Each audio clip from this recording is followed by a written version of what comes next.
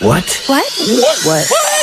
Perhaps I was talking when I should have been listening. Hey, listeners, especially those of you who live in the San Antonio area, you got to save the date. Mark the date, September 7th, 2023, a leadership conference with the theme God and Country. Special speaker, General Jerry Boykin, September 7th, 2023. Sticky language is something that's really important in coaching. You know, I remember being teaching at a basketball camp when I was a player in college. One of the coaches doing a clinic on rebounding said, locate, rotate, and motate. That was his for blocking out. You locate the guy you're going to block out. You rotate and then you motate and you keep them behind you. And it stuck. And I thought those kids were laughing and they were getting into it and they loved it. And so that's when sticky language in the coaching venue really stuck in my head. But research shows us that the ruts in our brain get deeper and more defined the harder we have to work to get something. You know, I think Sherri Coale talks about that research of kids who have to really stretch for an answer. They remember it longer and they learn better. That's what we want to do in coaching. Try to spend as much time as you can in that little circle around the target, which is the edge of the comfort zone, just right outside, but you want to be just far enough that they can't quite get it.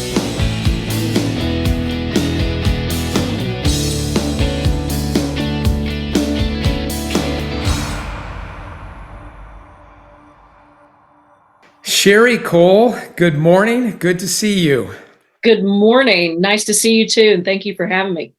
Now, I just did an intro for our listeners, so they already know who you are. But why don't we start this way? How did you get from wherever you were to the University of Oklahoma as the head women's basketball coach? I think that'd be a great way to kick off this podcast. Well, where I was at Norman High School, just about 2 miles maybe from the University of Oklahoma as the crow flies. And I was living my dream. I was in my 7th season at Norman High School. We'd won a couple of state championships. We had the best team I had ever seen at the high school level. And many of them were coming back the next year. I had a 3-year-old son. I was 8.5 months pregnant with my child, my daughter.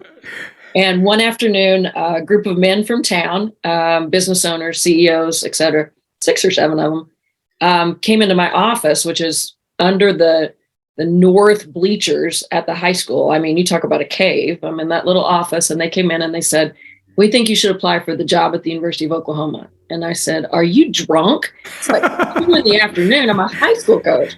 I've never coached college. And they said, no, we think you could do it. And I'm like, whatever. They went away. They came back about 2 weeks later and said, no, really. Like, we've talked to the people on the committee. They're gonna look at everyone. You don't have to have college experience. We think you should apply for it. And that's when I began to think seriously about it. And so I went through the process, and people always laugh and say, yeah, right.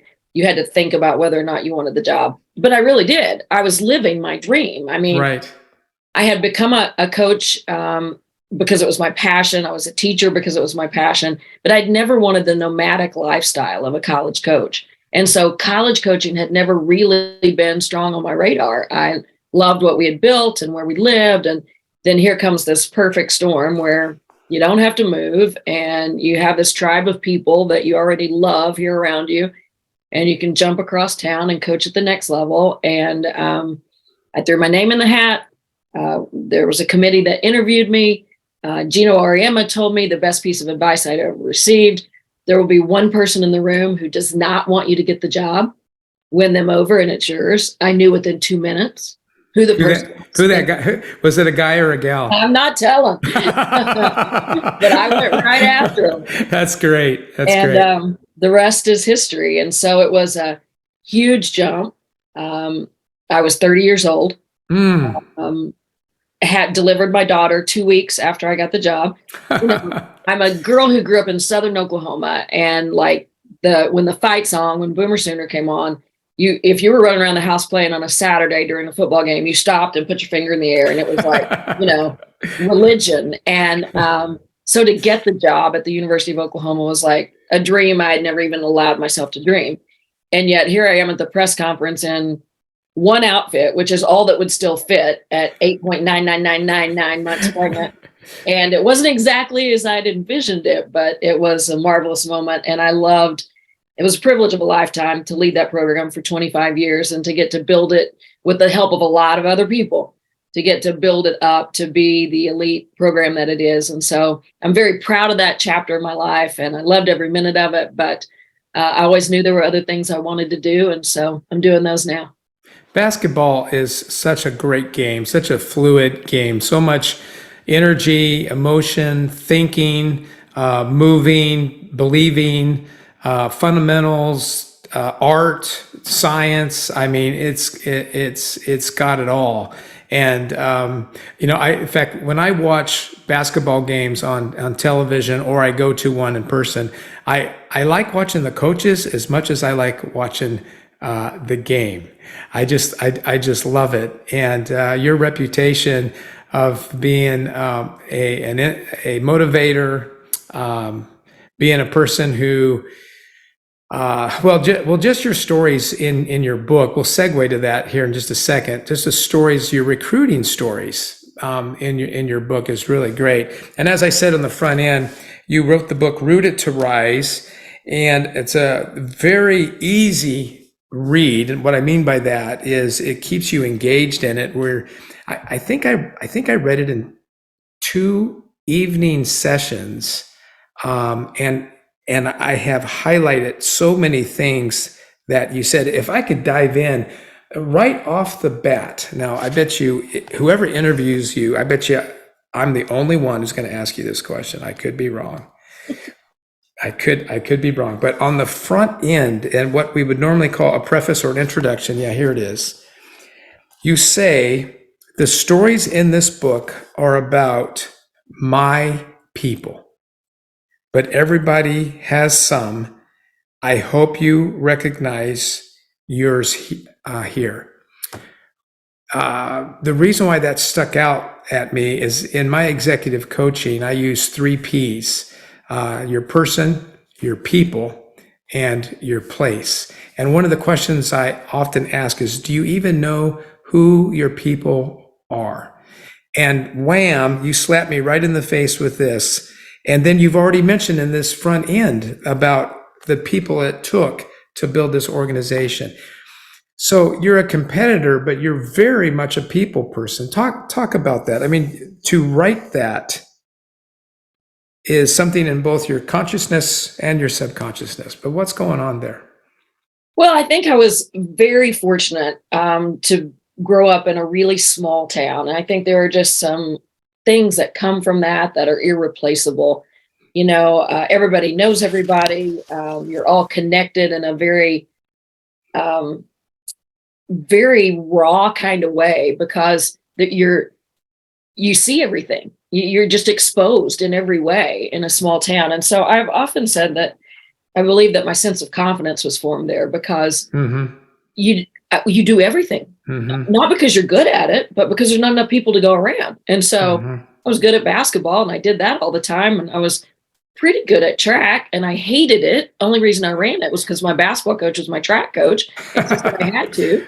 And then I was in the show choir, and I was very average at singing, and then I was leading the school play. And I don't think I have an acting bone in my body. So I just did all these things because that's what you do when you're part of a small school. You're in student council, and you're in the art contest, and you do FOHA, and you just do all this stuff because there's not enough people to go around. And so when you leave, you have this sense that I can do anything. I can figure it out, whatever it is. I may not love it. I may not be the best at it, but I can do it. And I think a small town helps formulate that. And so when you leave, you remember these people who connected you to things, and who helped you with things, and who worked alongside of you with things.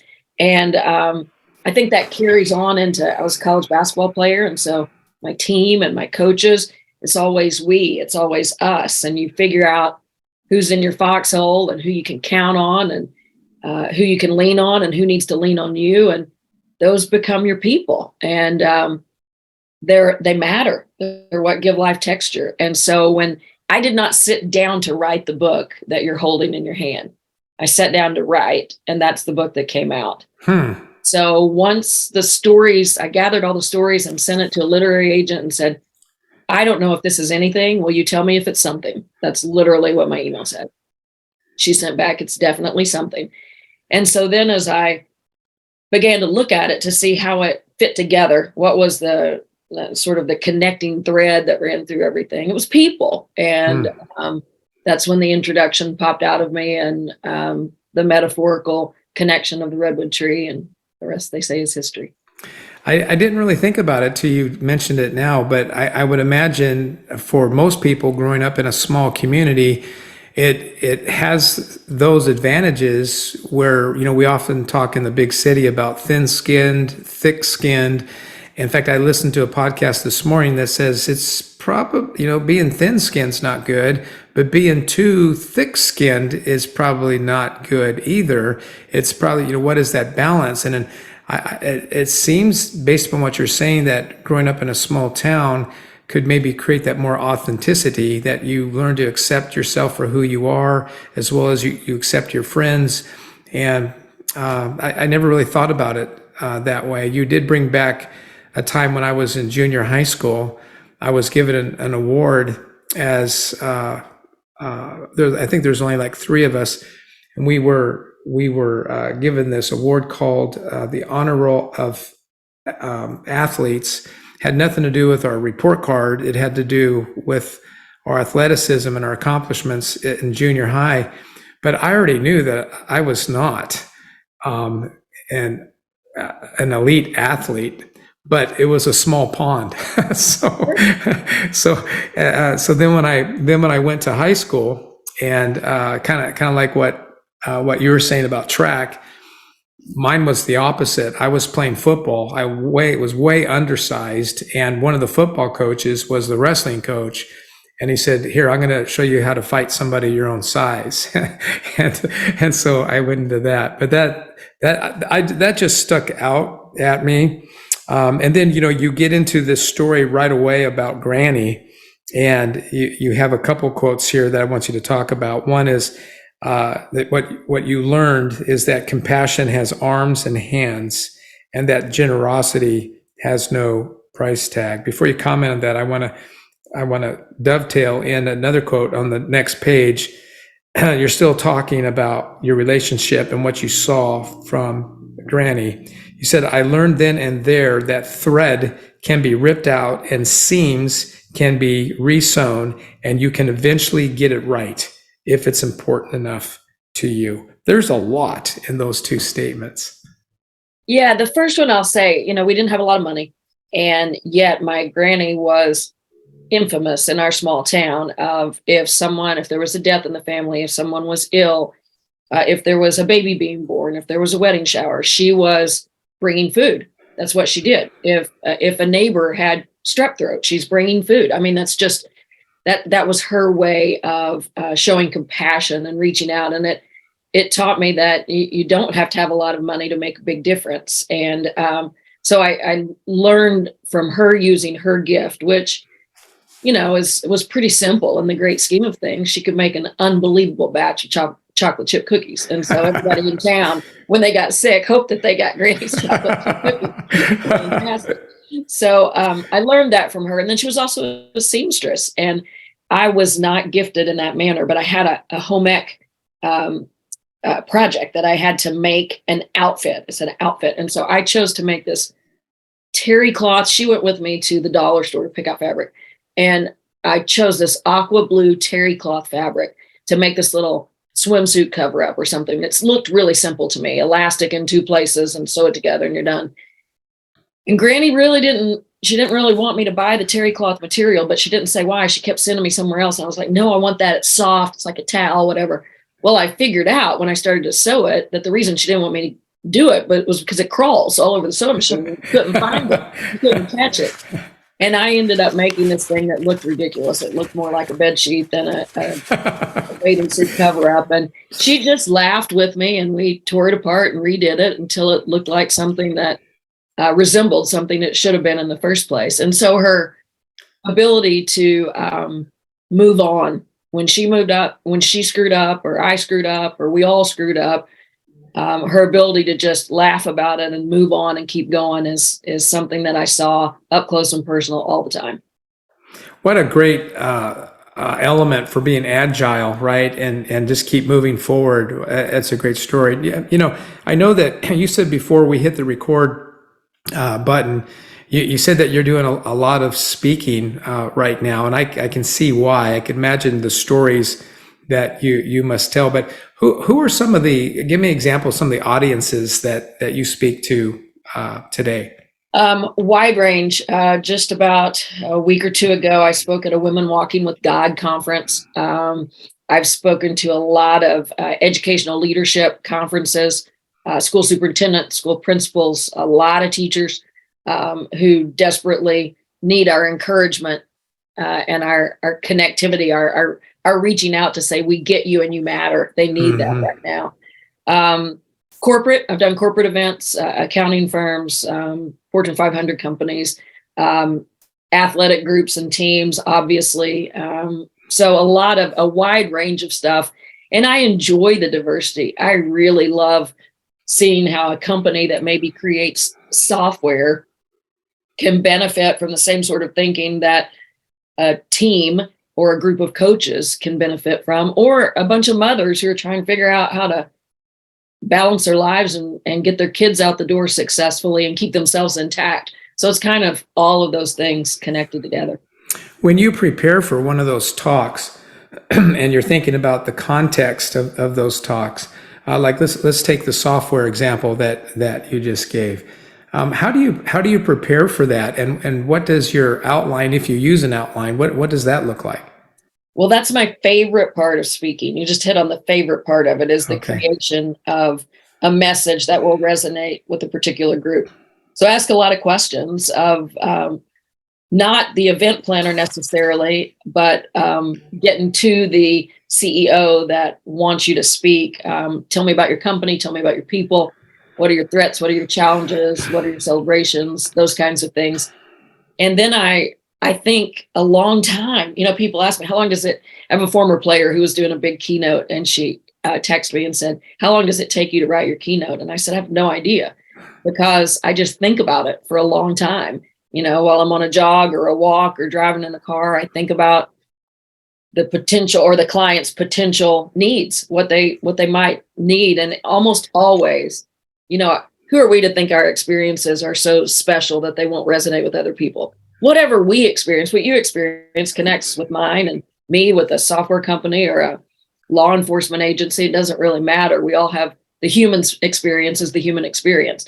And so I just think about things in my own life that connect to whatever they're facing. And the coaching world is fertile for that. I mean, the spectrum is so broad in coaching, as you know, that you deal with everything.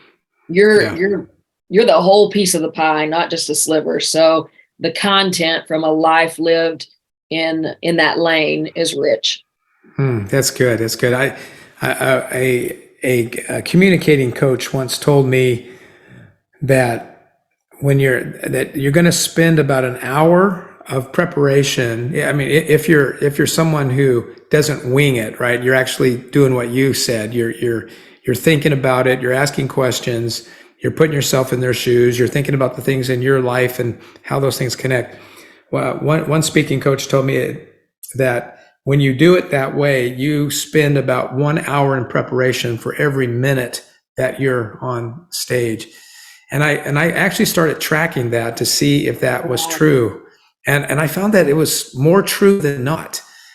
Because even like you said, you might be on a 30-minute drive somewhere, and then you forget even how you got there, because all along you were thinking about your transitions. You were thinking about how the story fits, or you're thinking about that.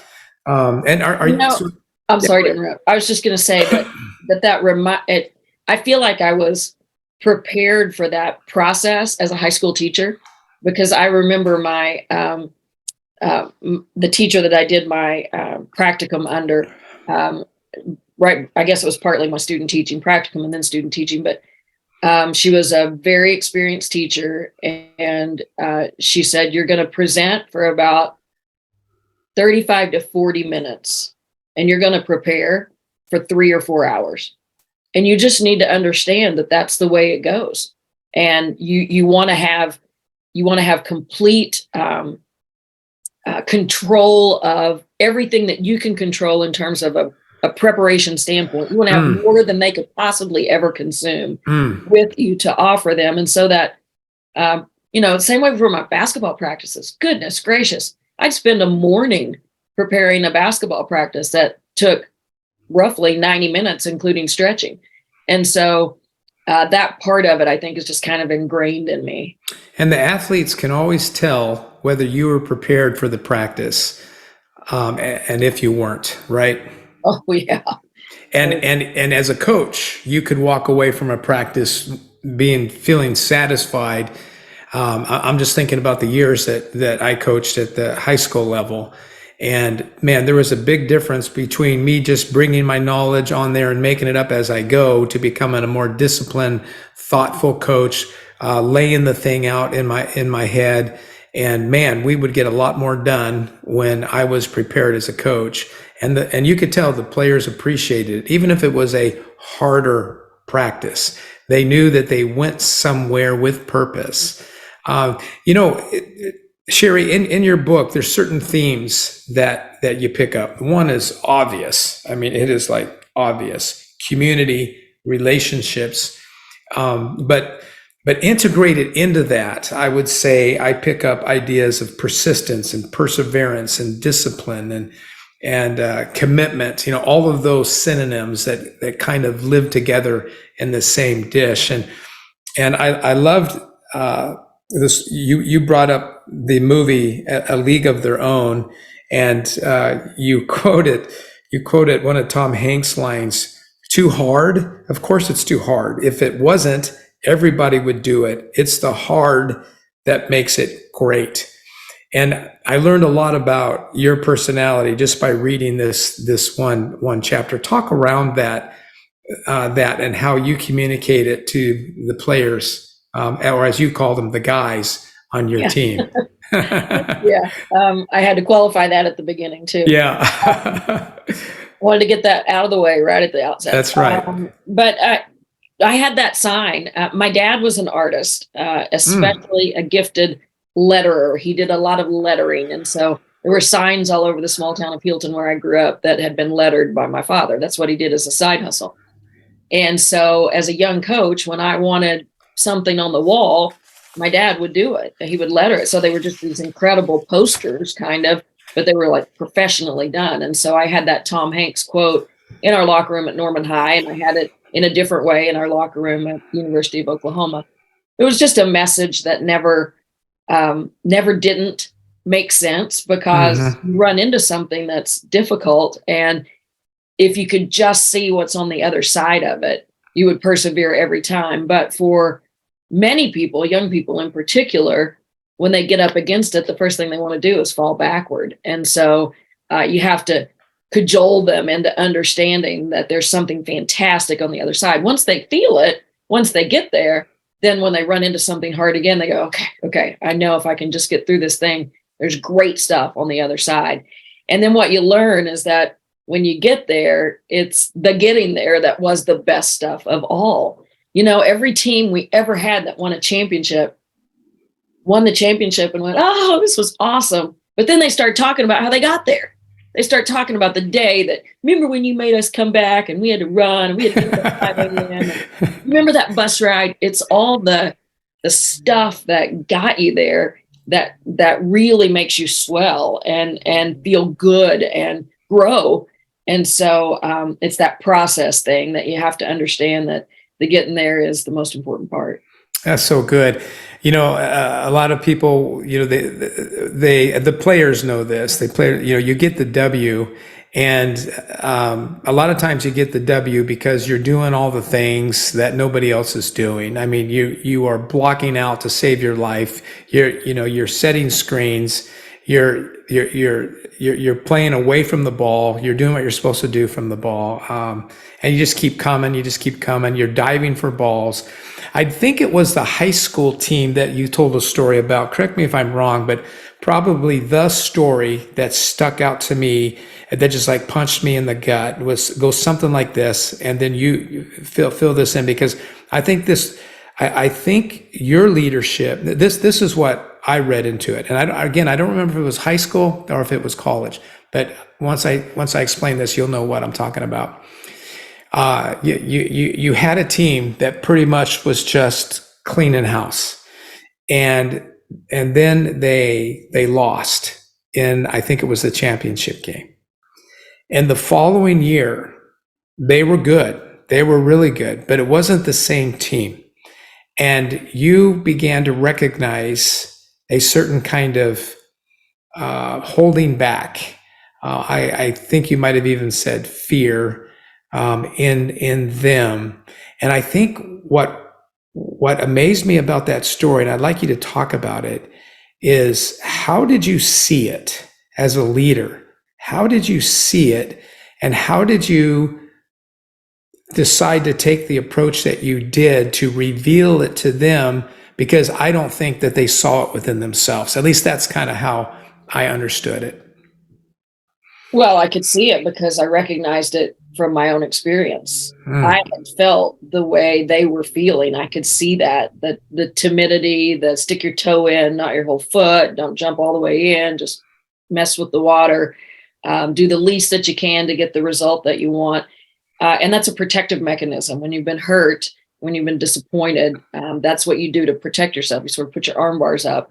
And I had gone through that, albeit months earlier than them, and probably because I was older. And so I was able to navigate my way through it a little bit more quickly. But, I think that's the thing about coaching. You have to be so aware of the people around you. You have to be able to look and see, and you know when they have it and when they don't. And you don't always know exactly why they don't, if they don't, but you can recognize the fact that it's just not all, they're not completely there. They're not completely immersed. And my recognition of that with them, I think, was raw, because I had been through it myself. And I was like, okay, I didn't consciously think this at the time, but looking back on it, it was like, all right, if I face this demon and I'm out here trying to go after this thing, you're going to sure be there with me. You're not going to have one while I all out. And so I think that was probably part of what gave me the courage to confront them. But the other piece of it was our team was they were very real with one another. And there was an absence of that raw honesty. And I knew something, they were really close friends, and I knew how they interacted, and there was just something in the way. And I wanted to help them move that out of the way if I could.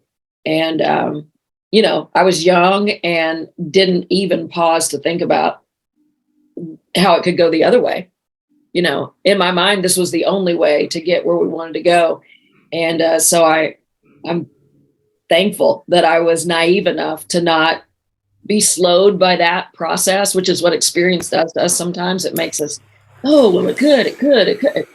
You get so indecisive because you've seen so many things. I was very decisive. This is what has to happen. And they responded beautifully.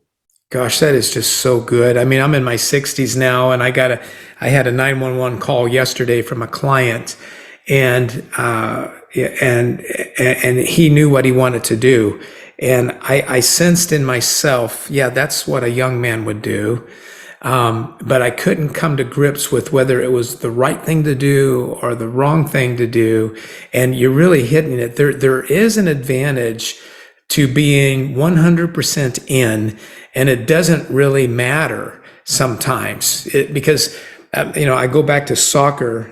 There was a kid named Arash, and he tried out for our competitive soccer team, and the kid had very little skills, but man, did the kid have heart. He threw his body in the middle of things, and he'd get knocked down and he got back up. And then I was comparing him to some kids who were we only had like 2 spots open, and I was comparing him to some of the kids who definitely had better skill.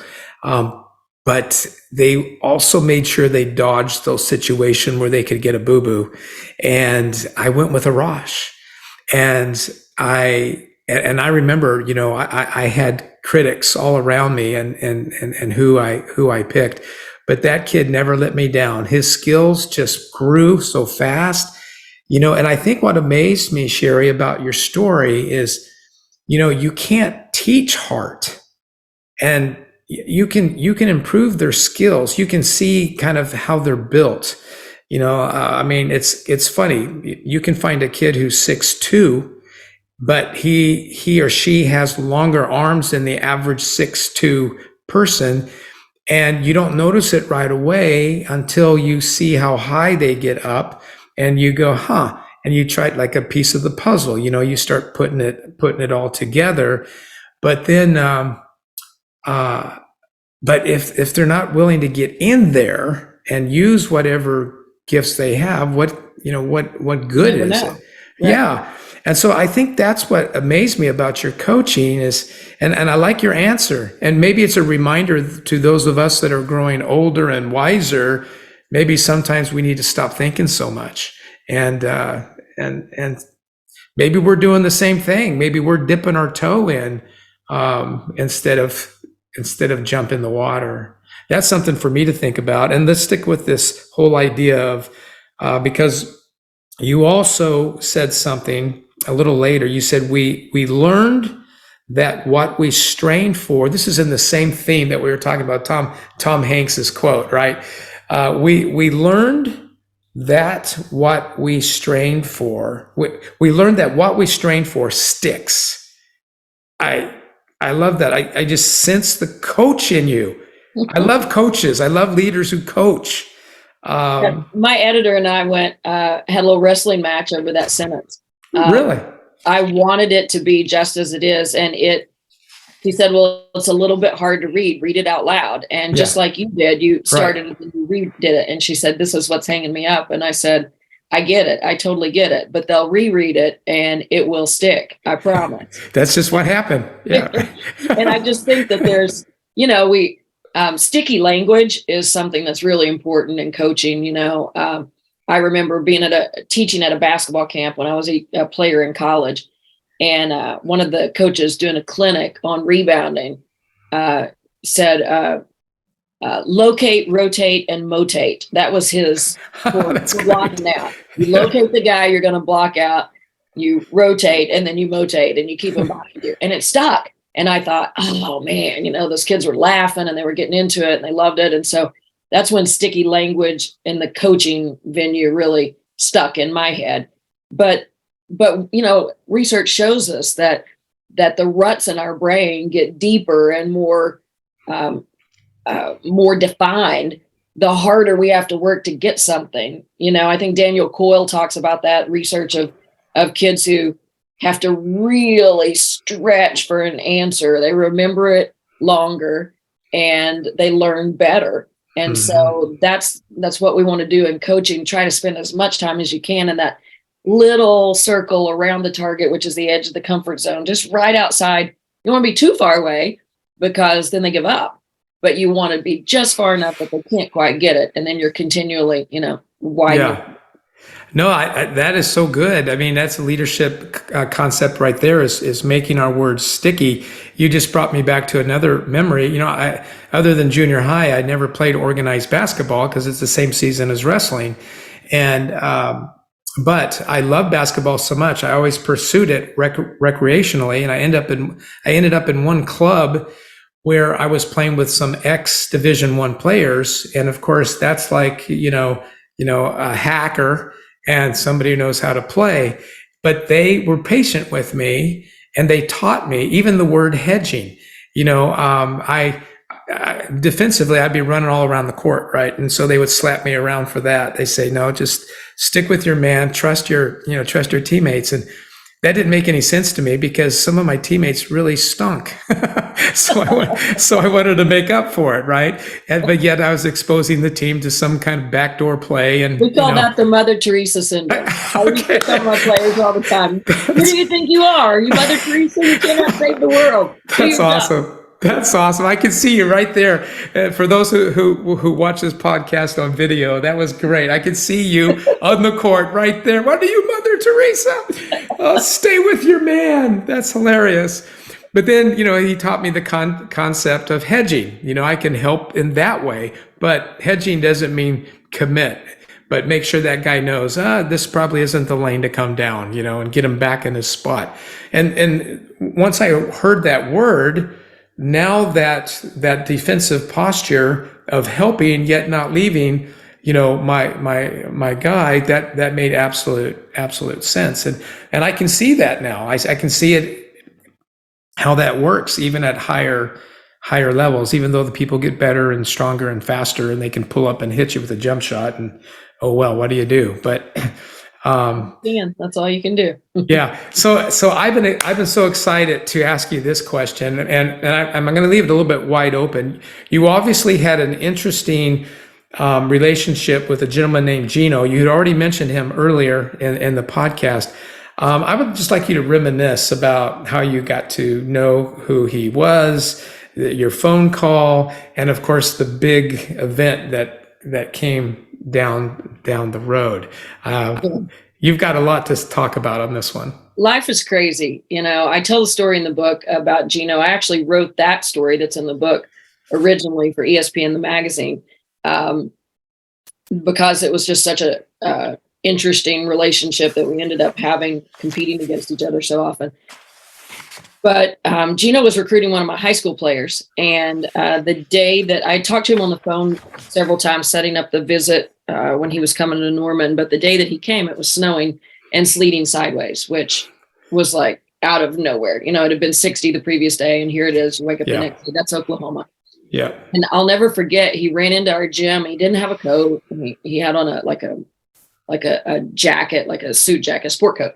And he had the lapels pulled up, and he was wearing loafers, and he didn't have socks on. And I thought that was so weird because nobody wears loafers without socks. I was like, who is this Italian schmuck? What and he's like, what is happening with the weather? And I'm like, well, welcome to Oklahoma. And so we had to go across town to our satellite facility, I guess you call that, because in our main gym at Norman High, we had boys basketball, we had volleyball, we had all kinds of things happening. Plus the weather outside, outdoor sports were coming in. So we went to the airport hangar, which was our satellite facility. It was the place where Twister was actually formed. So it's infamous. Oh, wow. Okay. But it was a rundown airport hangar and had a bunch of furniture shoved in, had like 4 concrete courts. They were literally like concrete. And only one of them was actually feasible because one of the others was just leaking, just water running down. It was just a mess, if you can imagine. And so this is who I'm bringing Gino in to watch this practice. And I have like 37 freshmen from each of the feeder schools who I was also responsible for. So we had, 60 kids at basketball practice. He's on the metal bleachers and, I'm trying to divide out and we're running fast breaking twos. I'll never forget it. Balls are flying everywhere. And I'm thinking, oh my heavens. But this is what high school basketball practice looks like with 37 freshmen, Yeah. And, after that practice, we had a conversation and he was complimentary of everything that we got accomplished. And we just had a really non-superficial conversation, which I think, and we could talk about this for 2 hours, but there are people who just talk about real stuff all of a sudden. And they just went right through the surface and they're talking about stuff that matters. And I love those kind of people. And he was one of those immediately. And so we became fast friends. And we would talk on the phone about the Chicago Bulls offense, and Phil Jackson was there and they were running the triangle and we both loved it and we were figuring it out and talking through it. And we just became really close friends. And then my kid, Stacy Hansmeyer, committed to him, signed a letter of intent in the fall. And then the following spring, I got the job at Oklahoma. And he said, I'll never forget the phone call. He just was jittery and kind of beating around the bush. And I said, Gino, she's coming to Connecticut. And he said, yeah, but what about when it gets hard at Connecticut? And I said, I'll tell her she can't come home. And we made that agreement with one another and stuck to it because kids do want to come home when they're anywhere where it's hard. Yeah. When it gets hard, they want to go home. And he wanted to make sure that I didn't leave a window open that she could crawl out of, not because of any other reason than he knew that she would need to endure the hard to become the person she was destined to become.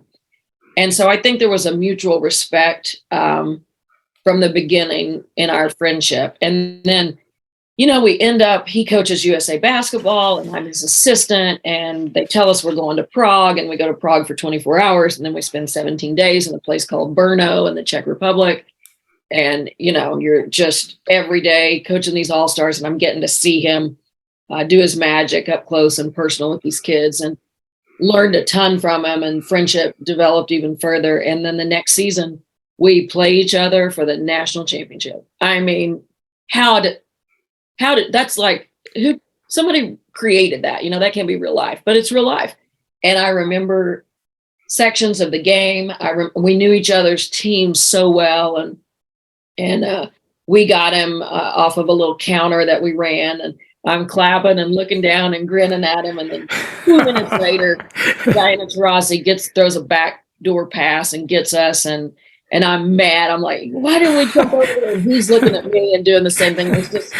It was really an interesting deal. But I think, we've talked about this many times since, but when someone who you admire and respect and care about beats you, it's all you don't completely lose. I don't know how to state that. Our team was better for having to play his team, who was a little bit better than us. And I was better as a coach for having coached against him, who was a whole lot better coaching than I am or was. And there's just a mutual respect and all that, all the things I've learned from him through the years, and the way he's mentored me. He's a tough love mentor. I tell that story in the book, and that's how he is with his players too. He just goes right after your weakness, and you get to decide whether it turns into a strength or you die. Yeah, I got to read this quote from him. You guys are talking. You said that you're kind of whining, and he says to you, do you know what your job is? Your job, he said, is to be whatever they need for you to be. If that's a teacher, then teach. If it's a cheerleader, then cheer. If it's a counselor, then counsel. That's it, period. Do your job. and then I love the way that you summarize it. His magic, the ability to give you what you needed, not so much what you wanted, and to package it in a way that you felt it in the marrow of your bones. Oh yeah, I'll never forget. I feel the way inside. I feel the way I felt then when you read that. I called him because I needed a soft place to land. I was struggling and I needed somebody to feel sorry for me and commiserate with my misery. And he didn't. He listened and I'll never forget him saying, mm-hmm. And then he came back with that, and I thought, I'm getting off this phone as fast as I can. I was so mad at him, and yet I knew he was right, and I went about trying to do those things he said to the best of my ability. I want you to talk to leaders about another concept, and again, I think your book just continues to regurgitate some of these, and it's kind of serious stuff, really, because of what I know that what I have run into out there. Lloyd Lewan is a business leader in the Denver, Colorado area, and he's also was one of the innovators in Semester at Sea. I don't know if you've heard of that before. A very moderate type of wise individual. But one of the things that he taught me when I was a younger man is that as a leader, you got to be the number one believer. And you make a comment in your book, in the context, of course, is coaching, and that in short, you were looking for some true believers, and that you needed believers, and teams need believers. We're not talking in a religious sense. You're talking about believing in what we're about, what we're doing, those kinds of things. But then another paragraph later, you said something that I think, though it might be a phrase that many of us who read and listen and learn have heard many times before, I still think this idea is underestimated as to the relevance of culture, the relevance of leadership and self-leadership, and certainly in the capacity to lead others. And it is that phrase that private victories. You were making a comment about what was beginning to happen, and you said, yet the private victories were preceding the public ones at record speed. Talk to our audience about what that means, private victories preceding public ones. Well, there are always little things that are happening that are moving you closer toward your target, but the world doesn't see until you hit your target. And for us, my first year at Oklahoma, we were 5-22. We won 5 games and lost 22. We won our first conference game and lost every other one after that. And I was the high school coach, had gone to the college coach, so you can imagine. Wow, yeah. And the second year, we were 8-19. So it doesn't sound like we were much better, but we were so much better. So in the basketball sense, what this meant was, instead of the game really being over 10 minutes into the game because we were so far behind we couldn't possibly catch up, we were in the game to the final 2 minutes. Or maybe we were tied at halftime and just couldn't sustain it for the next 20 minutes. So we were closer and closer and closer and closer. Our understanding was higher and higher and higher. The level at which we thought through and performed things was so much greater than it was the previous season. We just didn't have the wins. And the wins, the hitting the target, is what the public sees and what we're measured by in an outcome-based society, et cetera.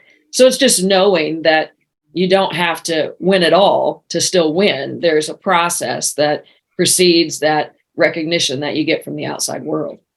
Were you explaining that to the guys?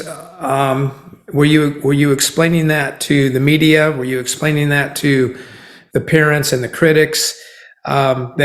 That the team was making great progress, we were winning some of these things? Or what was your terminology? How were you customer facing, in that situation? Well, our team talked about it all the time.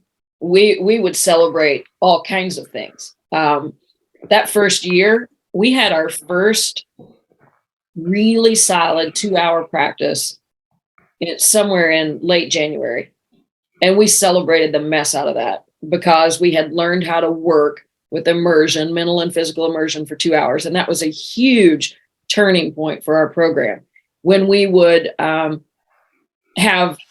we used to divide our games into 4-minute intervals because there were media timeouts every 4 minutes.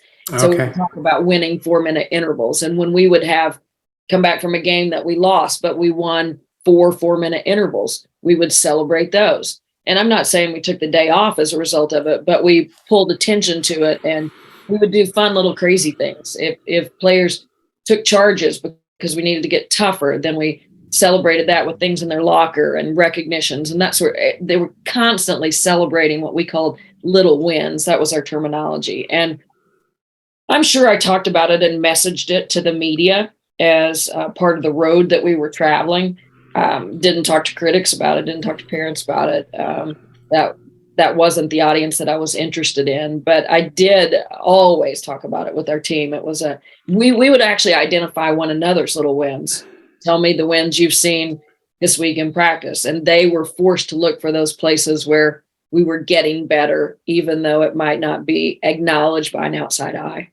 Yeah, I think that's an interesting tension that you bring up. I mean, I think little wins builds confidence, it builds belief, it builds momentum, certainly builds those 3 things. And as a coach, it takes a lot of emotional discipline to look at the good as well as what sticks out to you as the bad, because the bad just dominates, what is happening. I've always heard people say you have to differentiate yourself from what you're doing.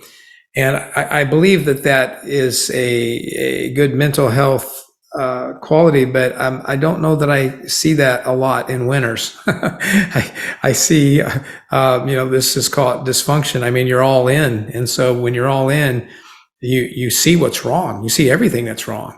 But as the head of the program, it's almost like you have to pull the reins back on yourself and to say, wait a second, let's take inventory of progress and then, state things in a way that people can see progress and grow, in those 3 ways.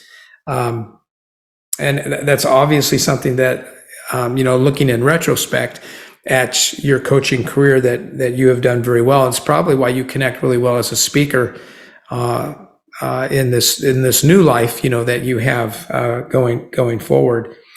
I loved how you talk in your book too about some of the players and what they brought. Felicia, towards the end of your chapter here, I just love this. There's two quotes that just stuck out to me, and it should be an encouragement to those who maybe fit her profile in life, whether it's in sports or business or whatever they're doing. You said, "I don't know that I coached a more impactful player in my entire career." Okay, pause. There's a lot of coaches who could say that about a lot of players, but then you add this. Outwardly, she appeared so average. Her physical packaging camouflaged almost everything that was giant inside of her. Tease us a little bit about this chapter and this young lady. Well, Felicia was a late sign for our program. I got hired in April, and there aren't great players typically laying around uncommitted in April. Through a friend of a friend of a friend, I found her in West Texas, and she was a 6-foot post player. And I had come from the high school team where I had 2 6'2" post players. So I'm like, why am I signing a 6-foot post player? What does she do? And I'd never seen her play, which adds to the intrigue of it all because her season was obviously over and I had not been recruiting because I'd been a high school coach. So had never seen her play. And when you saw her walk in the room, she was every man. She just looked like anybody else who might be walking around campus. And yet her skill set became extraordinary. She had a strong fundamental foundation, but her skill set grew to be extraordinary because she was, in my opinion, 2 things: curious and confident. She was confident as a human being, and I give her mother a great deal of credit for that. Her Sinar was a wonderful mother, father, a good man, but I give Felicia most of the credit for that, for being really honest with herself and evaluating herself and having high expectations of herself. As a result, as a human being, I'm not talking about as a basketball player, just as a human being, she was confident. That doesn't mean that she was never scared. It doesn't mean that she always understood everything. It just meant that she felt like she could count on herself. So that, coupled with the curiosity of, okay, this guy I'm going against is 6'5". So how am I going to get this shot off? Well, I better develop a fadeaway. So she just had this curious thread that she followed. I'm not fast enough to stay in front of this guy. So how can I mess with him? Well, I can bluff. And so she was a great bluffer. I'm coming at you. I'm not. And so she just was curious, not necessarily in a cerebral, articulate kind of way, but in a very experimental kind of way. Yeah, observant. Yeah. Maybe. Yeah. And you could see it physically manifesting itself, that she would just figure it out. Even in the course of the game, she would say, okay, this player's beating me this way. And when I say she would say, okay, she would physically say, all right, this isn't working, so I'm going to try this. And so it's that confidence coupled with curiosity that I think made her exceptional. And because of that, she had the it factor. Everybody on the team respected her. Huh. Everybody on the team admired her. Everybody on the team followed her because she also wrapped it in humility. And so that was the stuff that you couldn't see, but it was otherworldly inside of her body. Yeah, confidence doesn't have to be arrogance. So that's that. I love that story. There's some other quotes I want to machine gun to you. The quote of your book, in Jim Piper's opinion, is this one. I always challenge. Oh, and by the way, I'm stealing this. I'm quoting you, of course, giving you credit for it in my next book, to set up the chapter. I always challenged our teams to play in such a way that people walking to their cars when the game was over would say to themselves, I want to be a better me. Come on. That is incredible. I have never thought that in all my motivational talks and and speeches. And where did that come from? And did they connect the dots on that, Sherri? Many of them did. I can't tell you really where it came from. I'm sure it grew out of those dark days of those 5-22 seasons where, you know, you can't say we won. You can't feel good about getting trounced by 30, but I can kind of trace back to where that came from because I got a letter. Wow. I hadn't even thought about this. I got a letter from a fan who was undergoing chemotherapy. And she said she didn't really want to come to the game. She didn't feel like it, but she went ahead and came anyway. And then walking to her car that night, she said, I can get through my chemo tomorrow. And it was a game in which we had just gotten the crap beaten out of us, to be quite bluntly. We'd just been stomped. Wow. But we had not quit. And she had watched that and she had seen that fight. And so she felt like she could get through her chemo the next day. And so I sort of hung on to that and carried it. And I would actually ask them after games sometimes, did we win or did we lose? And I know what the scoreboard said. You tell me. And sometimes we would have more points than the other guy and they would say, we probably lost tonight. And sometimes we would lose and they would say, you know what? We won. And a lot of them got it then. I'm sure a bunch of them really didn't, but I think they do years later. I think it settles in. Yeah, that and it just riled me up. I thought, man, that is something else. When you give your best at something, and I already mentioned it before, but it reminds me of that young man, Arash, and the way he played soccer. It just made you want to coach better. Just made you want to be a better father, better. You just wanted to mow your lawn better. You just wanted to, whatever you were doing, you just want to do better. And I just think that I think that's something you need to work into your talks if you haven't already. That's really big. Here's another one. I want you to talk about it. You said you can't ask why bad things happen unless you're willing to also ask, why are all the good things happening? Yeah. You know, that's the first thing that when a kid gets injured that, and not just a kid, anybody, why me? Why me? And we go through life and we have, Collins talks about in his book, Good to Great, that luck is just pretty much the same for everybody. At the end of the day, when you divide it all up, sometimes you look and you're, oh, they've had a bunch of bad luck. But when you divide it all up over the end of the day, we have about the same proportion of good and bad luck. All of us do.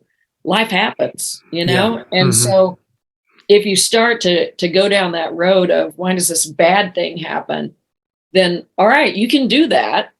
But we're also going to go down this road and see why all this good stuff happened. Why are you 6'3"? Why are you agile? Why did you get a scholarship to the University of Oklahoma? And why can you pass biochem and half your team can't even read your textbook, So you'd have all this stuff and it would help them recalibrate. It helped players basically who were injured to kind of come back to that fulcrum where they could see that it's not the end of the world and they're not the victim. And I think the resounding application of that is in whatever happens to us, we have the choice of seeing ourselves as a victim or as another person that life happened to. What are we going to do about it? And it's just been a great personal reminder for me, and when something happens, you think, oh, but look at all this. Look at my family and look at friendships and look at the home we live in. I mean, you could just go down the list of things, blessing, blessing, blessing, blessing. And it just sort of makes you focus on the full picture. You can't just look down that road that you're in at the moment. It's a lot of encouragement for coaches. I mean, coaching is a myriad of things, isn't it? It's teaching, it's counseling, it's directing, it's motivating, it's listening, it's befriending, it's parenting, it's just a lot of different things. And what a privilege it is to play that kind of role, especially when you embrace it the way that you have and have been such a great model. Another quote that's just, it's a reality, but I don't think we talk about it enough. Internal capacity comes before skill and scope.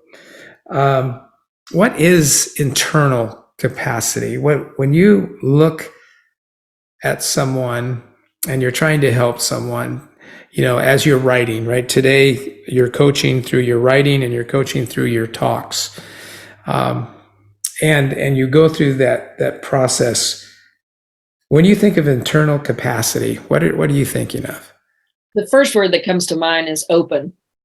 People have to be open, which, receptiveness, willingness to be honest, to get real, to be authentic, all those things that we talk about these days.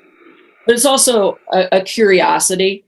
I think of it as we all have this space within us, and it can wither and become rigid and get smaller and shrink through the years, or it can expand and expand and expand. And I think curiosity is like the rubber band that allows our insides, if you will, to expand. And so curious kids who not just wanted to figure out how to beat the 6'5" post player they were up against, but curious kids who go, why does that tree live here, but it won't live over there? I mean, kids who they're like, airplanes weigh so much. Like, how do they fly? Just being willing to like entertain that. I'm not saying they have to, want to. Now it's Google. At the time, it was go to the library and research it all. But just digging into that, just not being afraid to scratch up the surface of something they don't know, because I think that's where your capacity gets revealed. And the more honest you are about what you don't know or you don't understand, the greater the capacity at the end of the day. So it's that natural curiosity coupled with a willingness to be open. I think that a lot of a good portion of our population really don't realize the magnitude of a coach in the lives of their players. And I think that your book is a tremendous opportunity for people to grow themselves, be inspired themselves, even about the little things in their life that maybe they're overlooking, some of the blessings in life. And I've got one more quote that I want to read and have you comment on. You've kind of already commented on it, but it's towards the end of your book, and it's really moving towards a conclusion, which is really great. You say life gives you.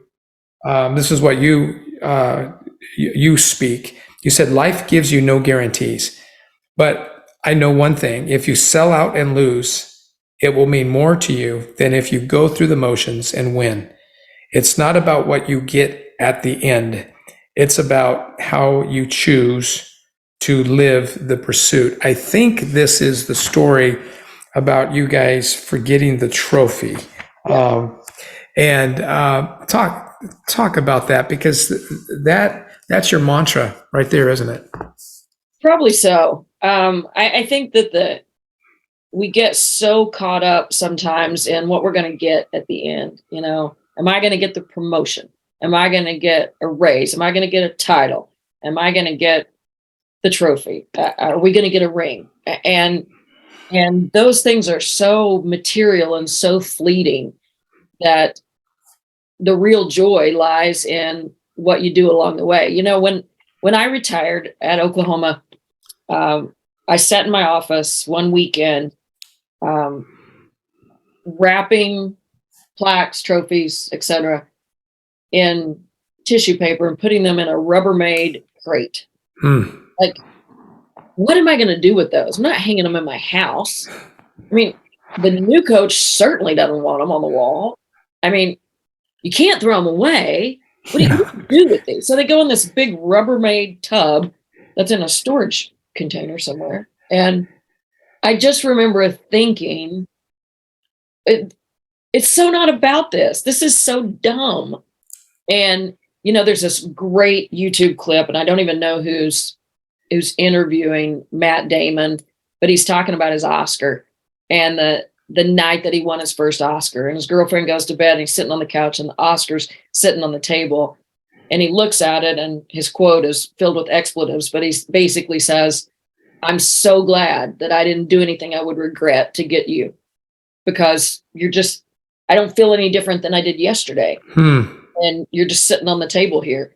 And that's kind of that realization that you get to at the end, and helping people have that realization while they're in the pursuit changes everything about the pressure of it and about how freely they can let themselves go in it.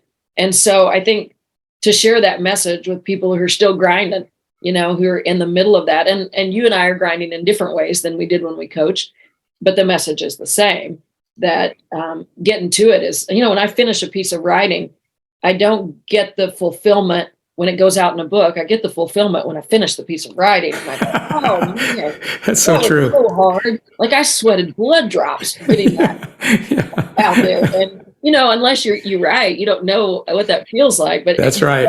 I can see on your face, yeah, it's hard. It's hard. Rain.